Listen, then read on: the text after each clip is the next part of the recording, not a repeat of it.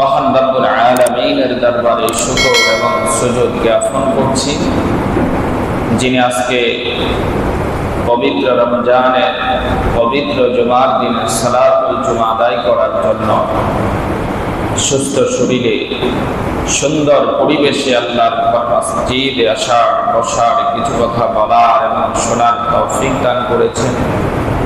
সে মহান মনিব, সে মহান মালিকের দরবারে কালিমাত শুকর আদায় করি, বলি আলহামদুলিল্লাহ। সম্মানিত হাজিরিন, মাহে রমজানের প্রথম দশক শেষ হয়ে দ্বিতীয় দশক তথা মাগফিরাতের আজকে তৃতীয়তম রমজান বিদায়ের পথে, শেষ হওয়ার পথে। দ্বিতীয় দশকটি হচ্ছে মাগফিরাতের দশক। পুরা রমজানেই আল্লাহ তাআলা বান্দার ক্ষমার জন্য, বান্দাকে মুক্ত করার জন্য আল্লাহ তাআলা তার মাগফিরাতের সবগুলো ধার, সবগুলো দুয়ার উন্মুক্ত করে দিয়েছে। এতদ সত্ত্বেও আল্লাহ তাআলা রমজানের 3টি দশকের মধ্যে একটি দশককে মাগফিরাতের জন্য, বান্দাকে ক্ষমা করার জন্য বিশেষভাবে দান করেছেন। সুবহানাল্লাহ। রমাদান এই শব্দটা রমেদা ইয়ারমাদু থেকে রমাদান। রমাদান শব্দের অর্থ হচ্ছে কোন বস্তুকে জ্বালানো, পোড়ানো, ভস্মীভূত করা, জ্বালিয়ে দেওয়া, পুড়িয়ে দেওয়া, ভস্মীভূত করা। যেমন খনি থেকে উৎপাদিত আর্কিক লোহাকে জ্বালিয়ে পুড়িয়ে সেখান থেকে আসল লোহাকে বের করা হয়, খনি থেকে উৎপাদিত আর্কিক সোনাকে জ্বালিয়ে পুড়িয়ে সেখান থেকে আসল সোনাটা বের করা হয়, উৎপাদন করা হয়। এই রমজানটা আল্লাহ তাআলা দিয়েছেন বান্দার গুনাহগুলো জ্বালিয়ে পুড়িয়ে ভস্মীভূত করে বান্দাকে নিষ্পাপ, নিষ্কুল, পৌত, পবিত্র করার জন্য। বলি সুবহানাল্লাহ। রমজান একজন ইমানদারের জন্য সবচেয়ে বড় নিয়ামত হচ্ছে এই মাসে তার তওবা, তার গুনাহ, যে গুনাহ সে করেছে সেগুলো আল্লাহর কাছ থেকে মুক্ত করে, মুক্ত হয়ে নিজেকে পৌত পবিত্র করার জন্যই আল্লাহ তাআলা এই রমজান দান করেছে। মূল বিষয় হচ্ছে রমজানের তওবা করা। এজন্য আমাদেরকে বোঝা উচিত তাওবা কাকে বলে, সেটা কিভাবে করা উচিত, তাওবার শর্ত কি সেটা আমাদের জানা প্রয়োজন আছে কিনা। হাজিরিন, মানুষ যেই সমস্ত গুনাহের সাথে লিপ্ত, সেই গুনাহগুলো সাধারণত প্রধানত 2 প্রকার: গুনাহে সগীরা, গুনাহে কবীরা। গুনাহে সগীরা, গুনাহে কবীরা। কোন মুমিন ইমানদার যদি গুনাহে সগীরা থেকে বেঁচে থাকতে পারে, গুনাহে কবীরা থেকে বেঁচে থাকতে পারে, আল্লাহ তাআলা তার গুনাহে সগীরাগুলো ক্ষমা করার জন্য প্রতিদিন, প্রতি মুহূর্তে অনেক সুযোগ সুবিধা, অনেকগুলো অফার দিয়েছেন। সেগুলো অটো মানুষের আমলনামা থেকে মুছে যায়। এজন্য আল্লাহ তাআলা কোরআনুল কারীমের মধ্যে ইরশাদ করেন, আল্লাহ তাআলা ঘোষণা করেন, ইন তাজতানিবু কাবাইরা মা তুনহাউনা আনহু নুকাফির আনকুম সাইয়্যাতিকুম ওয়া নুদখিলকুম মুদখালান কারীমা। অর্থাৎ ইন তাজতানিবু কাবাইরা মা তুনহাউনা আনহু, আল্লাহ তাআলা যেই সমস্ত বিষয় থেকে তোমাদেরকে নিষেধ করেছেন, ওই নিষিদ্ধ বিষয়গুলো থেকে, নিষিদ্ধ বস্তু থেকে বেঁচে থাকার মাধ্যমে তোমরা যদি কবিরা গুনাহ থেকে বেঁচে থাকতে পারো, আল্লাহ তাআলা তোমাদের আমলনামায় তোমাদের দ্বারা সংগঠিত যে সগীরা গুনাহগুলো এগুলো আল্লাহ তাআলা তোমাদেরকে অটো ক্ষমা করে দিবেন বলে সুবহানাল্লাহ। কিভাবে আল্লাহ তাআলা ক্ষমা করবেন? আল্লাহর হাবিব নূর নবী মুহাম্মদুর রাসূলুল্লাহ সাল্লাল্লাহু আলাইহি ওয়াসাল্লাম সেগুলো হাদিসের মাধ্যমে পরিষ্কার করে দিয়েছেন, সুস্পষ্ট করে দিয়েছেন। আল্লাহর হাবিব ইরশাদ করেন, আসসালাওয়াতুল খামস ওয়াল জুমআতু ইলাল জুমআ ওয়া রমাদান ইলা রমাদান। বান্দা যদি কবিরা গুনাহ থেকে বেঁচে থাকতে পারে, আল্লাহ তাআলা তার সগীরা গুনাহগুলো ক্ষমা করে দেওয়ার জন্য প্রতিনিয়ত প্রতি মুহূর্তে কতগুলো সুযোগ তৈরি করে দিয়েছেন। বান্দা যখন ফজরের সালাত আদায় করে, ফজর থেকে জোহরের মধ্যবর্তী এই সময়ে যত সগীরা গুনাহ তার দ্বারা সংগঠিত হয়, জোহরের সালাতে দাঁড়ানোর সাথে সাথে আল্লাহ তাআলা ওই সগীরা গুনাহগুলো ক্ষমা করে দেন। জোহর থেকে আসর পর্যন্ত যে সগীরা গুনাহগুলো করে, আসরের নামাজে দাঁড়ানোর সাথে সাথে আল্লাহ তাআলা তার আমলনামা থেকে সগীরা গুনাহগুলো ক্ষমা করে দেন বলে সুবহানাল্লাহ। এভাবে 5 ওয়াক্ত নামাজকে আল্লাহ তাআলা বান্দার সগীরা গুনাহগুলো ক্ষমা করার জন্য একটা মেশিন, একটা অফারের মতো করে দিয়েছে। কোন কারণে যদি আপনার 5 ওয়াক্ত নামাজের কারণে আপনার সগীরা গুনাহগুলো ক্ষমা না হয়, এরপর বিশ্বনবী বলেন দ্বিতীয় ধাপ হচ্ছে ওয়াল জুমআতু ইলাল জুমআ। এক জুমা থেকে পরবর্তী জুমা পর্যন্ত বান্দা যে সমস্ত সগীরা গুনাহগুলো করে, সালাতুল জুমা আদায় করার সাথে সাথে বান্দা তার আল্লাহ তাআলা তার বান্দার আমলনামা থেকে সগীরা গুনাহগুলো মুছে দেন বলে সুবহানাল্লাহ। ওয়া রমাদান ইলা রমাদান। এভাবে 5 ওয়াক্ত নামাজের কারণে, জুমার কারণে যদি বান্দার সগীরা গুনাহগুলো ক্ষমা না হয়, এক রমজান থেকে পরবর্তী রমজান পর্যন্ত বান্দা যে সমস্ত সগীরা গুনাহগুলো করে, রমজানের রোজা আসার সাথে সাথে ইমানদার যখন রমজানের সিয়াম সাধনা করতে থাকে, আল্লাহ তাআলা ওই বান্দার আমলনামা থেকে সগীরা গুনাহগুলো ক্ষমা করে দেন। সুবহানাল্লাহ। অর্থাৎ বান্দা কবিরা গুনাহ থেকে বাঁচতে পারলে সগীরা গুনাহ এটা আল্লাহ তাআলা বিভিন্ন ভাবে বান্দার আমলনামা থেকে ক্ষমা করে দেওয়ার জন্য আল্লাহ নিজেই ওয়াদাবদ্ধ হয়েছে। তবে শর্ত কি? কবিরা গুনাহ থেকে বাঁচতে হবে। কবিরা গুনাহ থেকে মুক্ত হওয়ার সেই ব্যবস্থা কি, সুযোগ কি? কবিরা গুনাহ থেকে বাঁচতে হলে তার জন্য তাওবা করতে হবে। এটা আল্লাহ তাআলা এমনিতে ক্ষমা করেন না। কবিরা গুনাহ থেকে বাঁচার জন্য, মুক্ত হওয়ার জন্য কি করতে হবে? তাওবা করতে হবে। এটাই বুঝার বিষয়। এটা একটু বুঝে নেন, ভালো করে মনোযোগ দিয়ে বোঝার চেষ্টা করেন। আমরা তাওবাটা যেভাবে বুঝি, যেভাবে করি, সেটা আসলে তাওবা নয়। আল্লাহ তাআলা কোরআনুল কারীমের মধ্যে ঈমানদার বান্দাদেরকে কবিরা গুনাহ থেকে বাঁচার জন্য তাওবা করার নির্দেশ দিয়েছেন।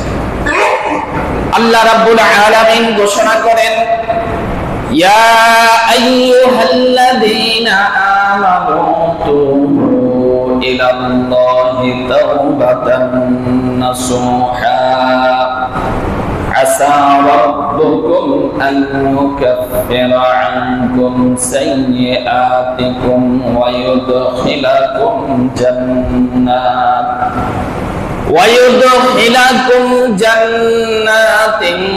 تجري من تحتها الأنهار। আল্লাহ রাব্বুল আলামিন ঘোষণা করেন, হে ঈমানদারগণ, তোমরা কবিরা গুনাহ থেকে বাঁচার জন্য, মুক্ত হওয়ার জন্য আল্লাহর কাছে খালিস ভাবে, একনিষ্ঠ ভাবে তওবা করো। তুবু ইলাল্লাহি তাওবাতান নাসুহা। আল্লাহর কাছে একনিষ্ঠ ভাবে তওবা করো। আসা রাব্বুকুম আন ইউকাফিরা আনকুম সাইয়্যাতিকুম, যদি আল্লাহ তাআলা চান তাহলে তোমাদের আমলনামা থেকে কবিরা গুনাহ আল্লাহ তাআলা মুছে দিবেন। ওয়া ইয়াদখিলাকুম জান্নাতিন তাজরি মিন তাহতিহাল আনহার, শুধু তোমাদের গুনাহগুলো আল্লাহ তাআলা মুছে দিয়ে ক্ষান্ত হবেন না, আল্লাহ তাআলা তোমাদেরকে এমন জান্নাতে প্রবেশ করিয়ে দিবেন যার তলদেশ দিয়ে নহর সমূহ প্রবাহমান। বলি সুবহানাল্লাহ। তাহলে কবিরা গুনাহ থেকে বাঁচার জন্য শর্ত হচ্ছে তাওবা করা। কি করা? যেমনটা আল্লাহ তাআলা এই আয়াতের মধ্যে ঘোষণা দিয়েছেন, ইয়া আইয়ুহাল্লাযীনা আমানু তুবু ইলাল্লাহ।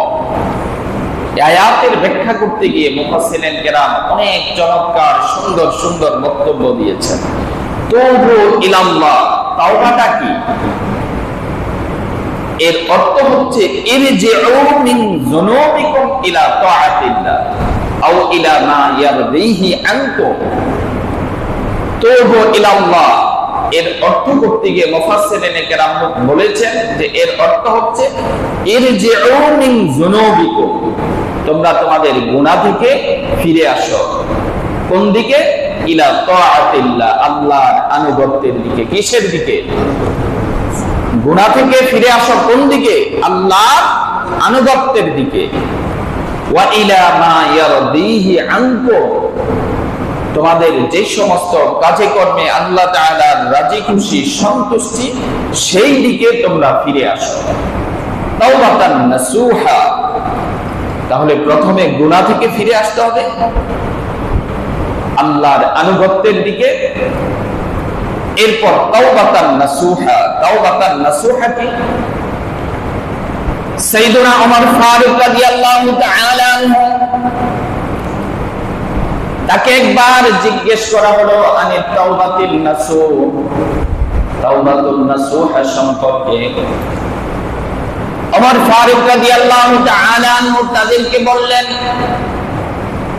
আইয়াতুবার রাসূলু মিনাল আমালিস সাইয়্যি সুম্মা লা ইয়াউদু ইলাইহি আবাদা। ওমর ফারুক রাদিয়াল্লাহু তাআলা আনহু বললেন, তাওবাতুন নাসুহা হচ্ছে মানুষ গুনাহ থেকে এমন ভাবে ফিরে আসা বাকি জীবনে সেই গুনাহের দিকে আর কখনো ফিরে না যাওয়া।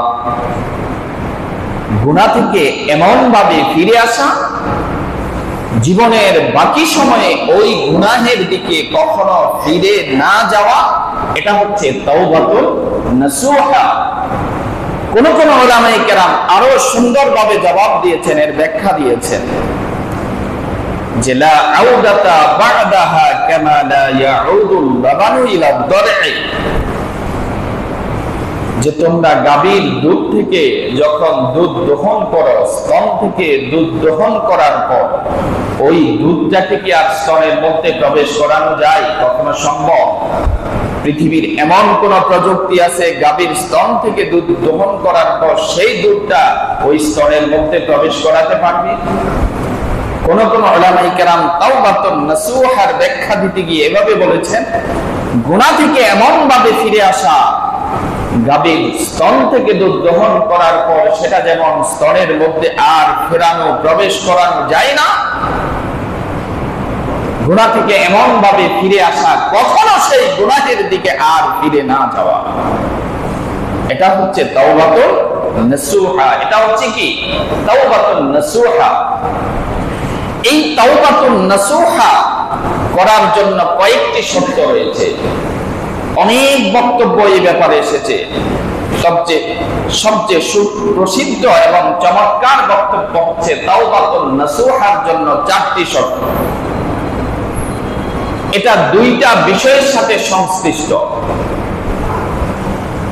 যদি হাক্কুল্লাহ, কথাগুলো বোঝার চেষ্টা করবেন গভীর মনোযোগ দিয়ে। তাওবা আমরা তো করি, কি তাওবা করি, কোন তাওবা করি, বুঝার প্রয়োজন আছে।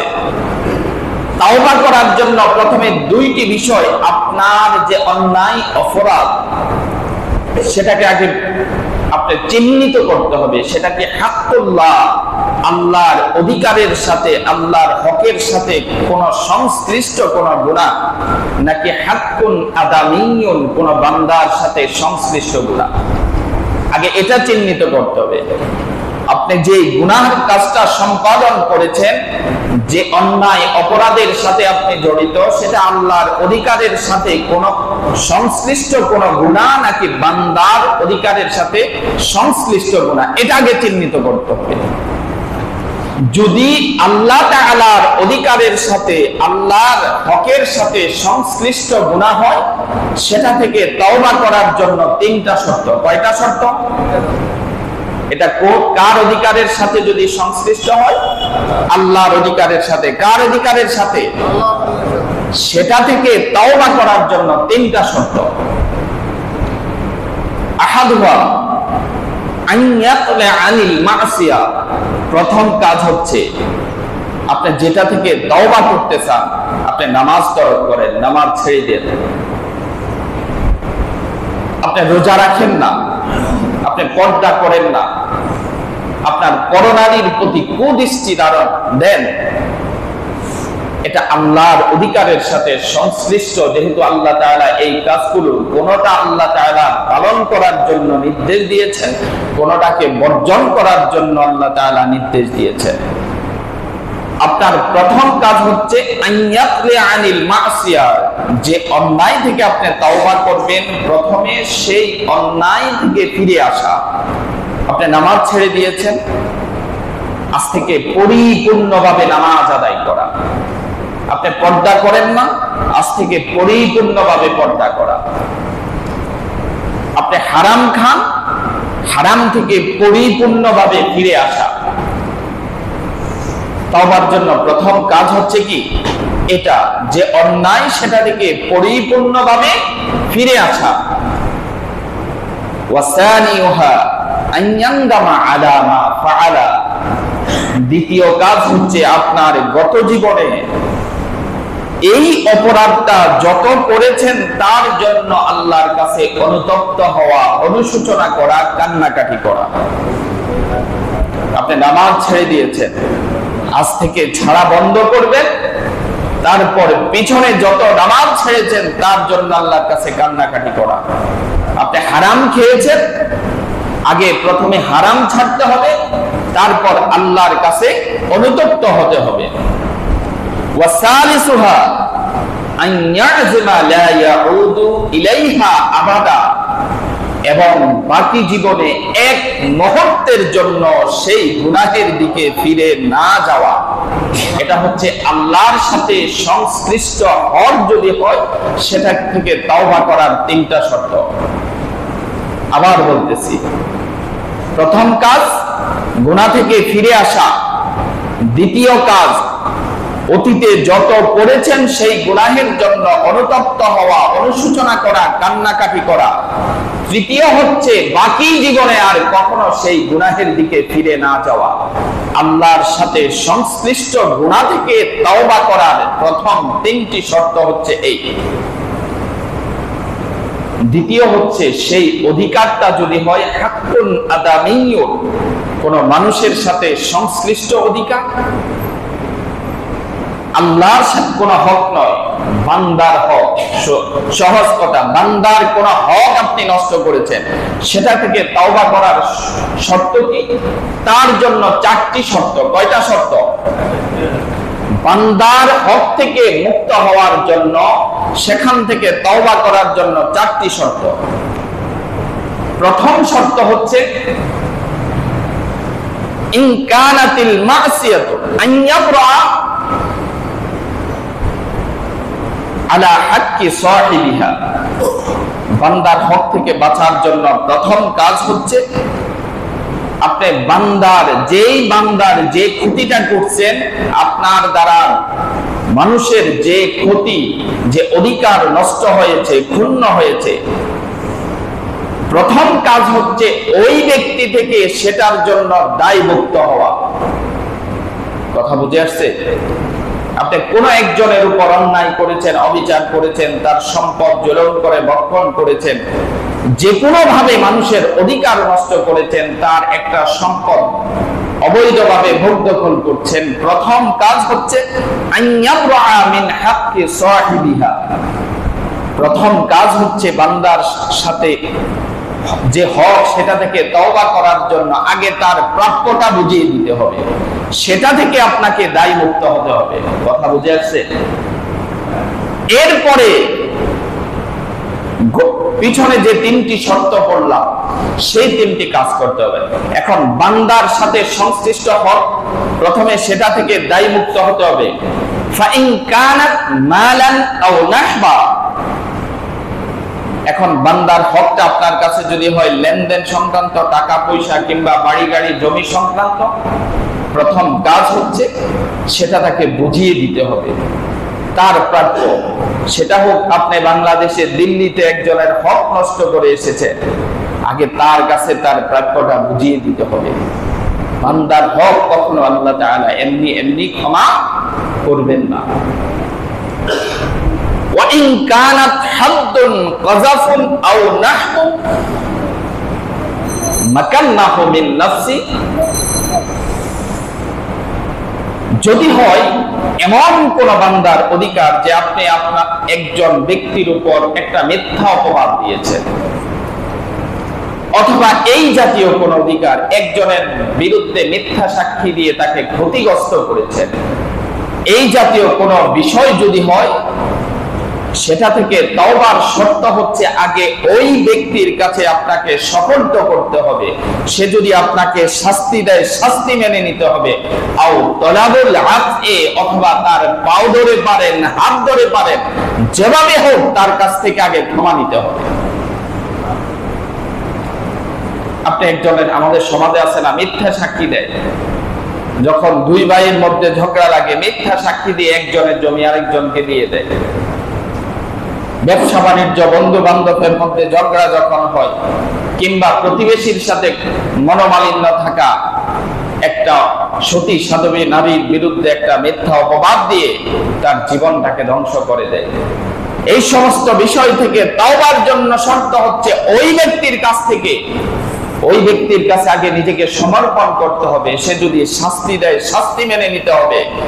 তার কাছে ক্ষমা চাইতে হবে। যেই শর্তে সে মুক্তি দেয়, সেই শর্তে তার থেকে ক্ষমা নিতে হবে। এটা হচ্ছে প্রথম শর্ত। ওয়াইন কানাত গীবাতু ইস্তাহাল্লাহু মিন, আর যদি আপনি অযথা একজনের বিরুদ্ধে অপবাদ দিয়ে থাকেন, গীবত করে থাকেন, ওই ব্যক্তির কাছে আগে ক্ষমা চাইতে হবে যে ভাই, আমি তোমার নামে এই গীবতটা করেছি, তুমি আমাকে মাফ করে দাও।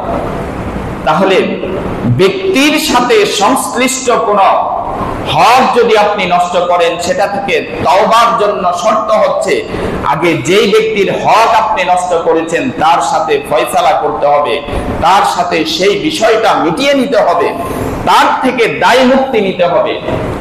এরপর ওই প্রথম তিনটা শর্ত, আইয়াকলি আনিল মাসিয়া, জীবনে আর কখনো এই পথে হাঁটবেন না।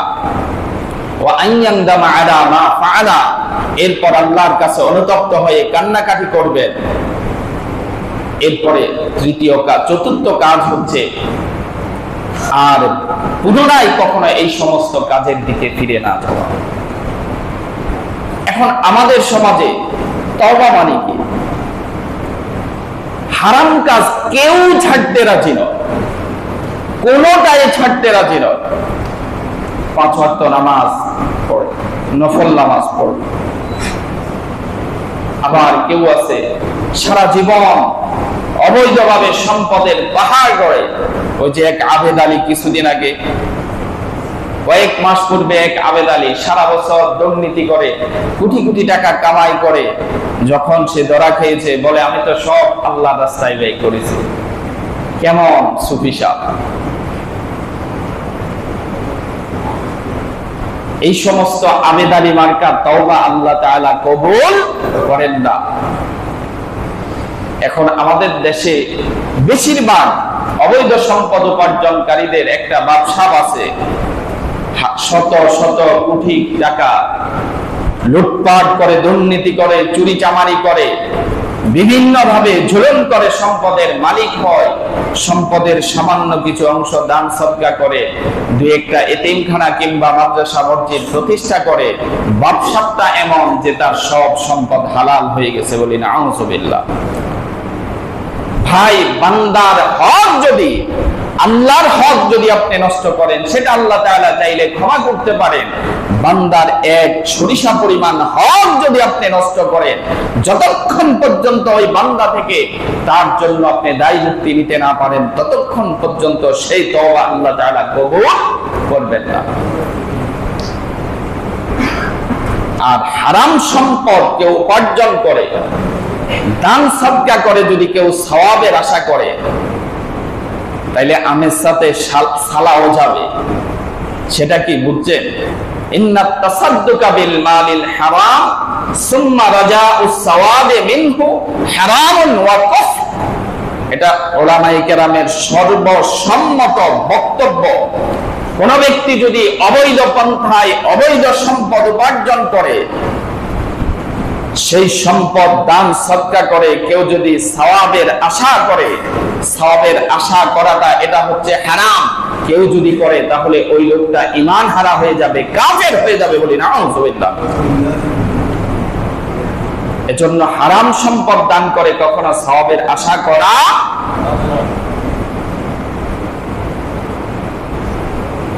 এখন একটু চিন্তা করেন, এই যে রমজান মাস আসছে, আল্লাহ তাআলা আমাদেরকে তওবা করার জন্য দিয়েছে।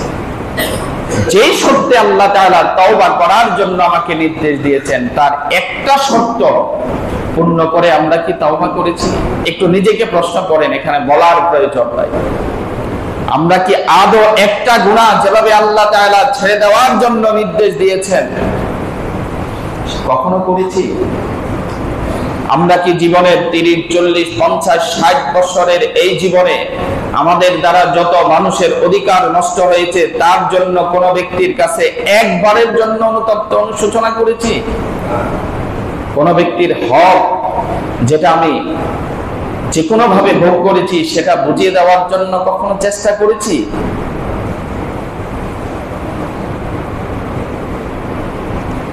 তওবা মানে কি? আপনি লাইলাতুল বরাতের রাতে সারা রাত বসে মসজিদে কান্নাকাটি করলেন, সারাদিন মসজিদে বসে ইস্তিগফার, আস্তাগফিরুল্লাহ, আস্তাগফিরুল্লাহ বললেন, এটা তওবা? এটা তওবার জন্য একটা বাক্য, একটা ভাষা।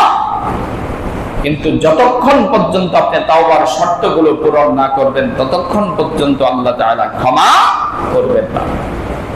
সম্মানিত হাজিরিন, আল্লাহ তাআলা যেভাবে চান আমরা যেন সেভাবে তওবা করতে পারি। দেখেন, আল্লাহ তাআলা বান্দাকে ক্ষমা করার জন্য আল্লাহ তাআলা কত বেশি উদার, তার রহমতের দরজাটা কত বেশি উন্মুক্ত করে দিয়েছেন। সহিহ মুসলিম শরীফের কিতাবুত তাওবার মধ্যে একখানা হাদিস এসেছে, আমি আমার জীবনে যত হাদিস পড়েছি সবচেয়ে আজীব হাদিস আমার কাছে এটা মনে হয়। সহিহ মুসলিম শরীফের কিতাবুত তাওবার মধ্যে এসেছে, আল্লাহর হাবিব নবী মুহাম্মদুর রাসূলুল্লাহ সাল্লাল্লাহু আলাইহি ওয়াসাল্লাম ইরশাদ করেন, ওয়াল্লাযী নাফসু মুহাম্মাদিন বিয়াদি, ওই সত্তার কসম করে বলছি যার হাতে আমার প্রাণ। আল্লাহ তাআলা ওয়াল্লাযী নাফসু মুহাম্মাদিন বিয়াদি লাউ লাম তুযনিবু লাযহাবাল্লাহু বিকুম ওয়ালা জাআ বিকওমিন ইয়াজনিবুনা ওয়া ইস্তাগফিরুনা ওয়া ইয়াগফিরু লাহুম। আল্লাহ তাআলা এই দুনিয়াতে যত মানুষকে সৃষ্টি করেছেন, মানুষ অন্যায় করবে, অপরাধ করবে, গুনাহ করবে, এটা আল্লাহ তাআলা জানেন। এজন্য আল্লাহ তাআলা তার নিজের নাম লিখেছেন গফুরুর রহিম। এজন্য আল্লাহ তাআলা তার নাম লিখেছেন গফফার, যিনি বান্দার গুনাহ ক্ষমা করেন অত্যন্ত দয়ার সাথে। গুনাহ ক্ষমা করে গুনার পরিবর্তে যিনি নেক আমল দ্বারা বান্দার আমল নামাগুলোকে পুড়িয়ে দেন। গফুরুর রহিম, এমন ক্ষমাশীল আল্লাহ যিনি গুনাহ তো ক্ষমা করেন আরো পুরস্কারও দেন, ঠিক কিনা? আল্লাহ রাসূল বলতেছে ওয়াল্লাযী নাফসু মুহাম্মাদিন বিয়াদি লাউলাম তুজনিবু। এই হাদিস শুনে আবার আজকে থেকে গুনাহ করার জন্য প্রতিযোগিতা করব না, বরং আল্লাহর ক্ষমা বান্দার প্রতি কত সুবিশাল সেটা বোঝার জন্য আমি হাদিসটা বলছি। আল্লাহ রাসূল বলতেছেন লাউলাম তুজনিবু লাযাহাবাল্লাহু বিকুম, যে তোমাদেরকে আল্লাহ তাআলা দুনিয়াতে সৃষ্টি করেছেন, যদি তোমরা গুনাহ না করতে লাজাআ বিকুম, আল্লাহ তাআলা তোমাদেরকে আসমানে উঠিয়ে নিতেন। ওয়ালা জাআ বিকওমিন, এমন একটা সম্প্রদায়, এমন একটা জাতিকে আল্লাহ তাআলা দুনিয়াতে নিয়ে আসতেন, ইয়াজনিবুনা, যারা গুনাহ করত, অন্যায় করত, ওয়ায়াস্তাগফিরুনা, আবার আল্লাহর কাছে ক্ষমা চাইতো, ওয়ায়াগফিরু লাহুম, আর আল্লাহ তাআলা ক্ষমা করে দিতেন। বলি সুবহানাল্লাহ। যে গুনাহ না করলে তোমাদেরকে আল্লাহ কোথায় উঠাই নিত? আসমানে উঠিয়ে নিতেন। আর এমন একটা জাতি দুনিয়াতে নিয়ে আসতেন যারা আল্লাহর কাছে গুনাহ করবে, আল্লাহর কাছে ক্ষমা চাইবে। আল্লাহ তাআলা ক্ষমা চাওয়াটাকে কত বেশি পছন্দ করে।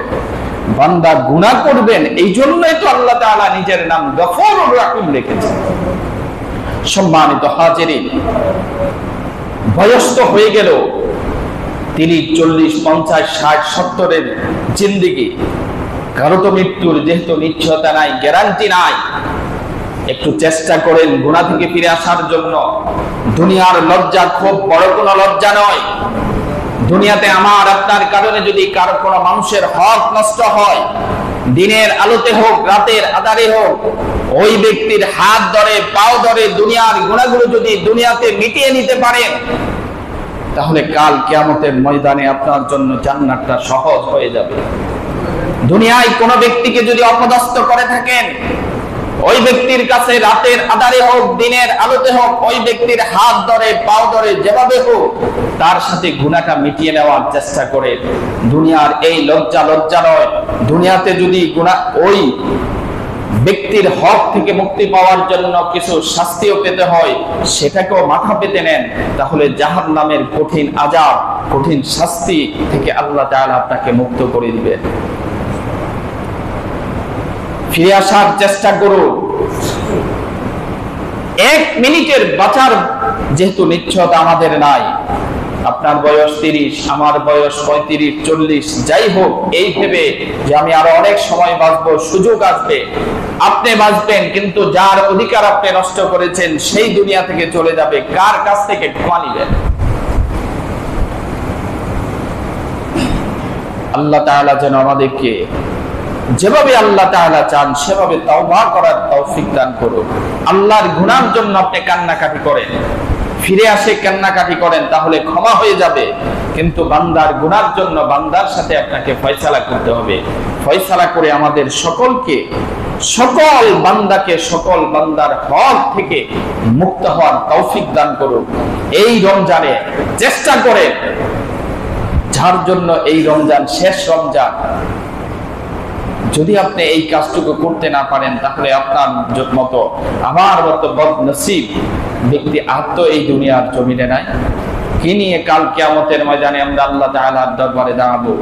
আল্লাহ তাআলা আমাদেরকে খালেস তওবা করার তৌফিক দান করুক। সকলে বলে আমিন। আসসালামু